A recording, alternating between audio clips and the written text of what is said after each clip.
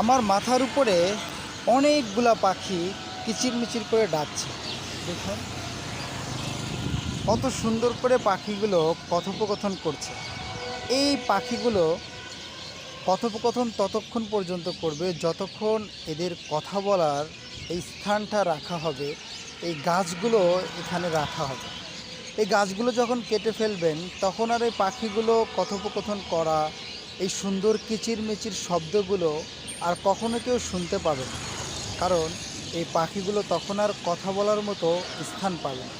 ঠিক তেমনি আমাদের জীবনে যখন আমরা বিভিন্ন রকম দুঃখ, কষ্ট, আনন্দ, বেদনা, অনুভূতিগুলো শেয়ার করি, তখন হয়তো আমাদের কাছে খারাপ লাগতে পারে, আমাদের কাছে বিরক্তি বোধ হতে পারে, কিন্তু এটাই হচ্ছে কথোপকথন, অনুভূতির জায়গা।